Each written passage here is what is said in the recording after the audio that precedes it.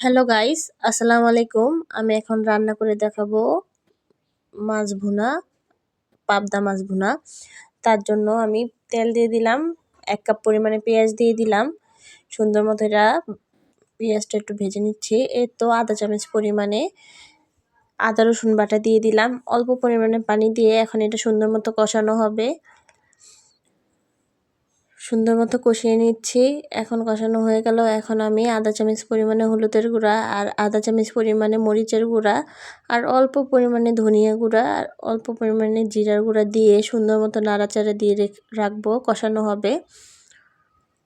এত সুন্দর মতো কষিয়ে নিচ্ছি।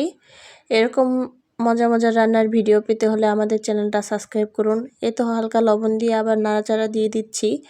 এখন আমি মাছগুলো দিয়ে দিব কিছুক্ষণ পরে কষানো হলেই। আমি এই পাবদা মাছের সাথে আবার ২টা তুলাডান্ডি মাছ দিয়ে দিয়েছি। আমার ২ পদের মাছ খেতে ইচ্ছে করতেছিল, তার জন্য ২টা মিক্স করে রান্না করে ফেললাম।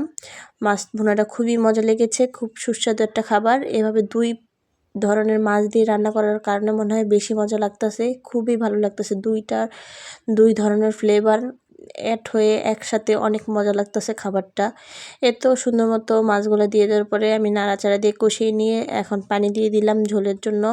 পানিটা একটু রাখবো না, পানি তো খুব আলতোভাবে সুন্দর মতো নাড়াচাড়া দিয়ে দিচ্ছি। পানি তো একটুও রাখবো না, অল্প পরিমাণেই দিলাম, কারণ ভুনা করতে হলে অল্প পানি দিলেই হবে। এই তো আমি ঢাকনা দিয়ে রেখে দিয়েছি ৫ মিনিটের মতো। ঢাকনা উঠিয়ে এখন দেখছি খুব সুন্দর মতো মাছগুলো হয়ে যাচ্ছে। আমি আবার সুন্দরভাবে একটু নাড়াচাড়া দিয়ে দিচ্ছি।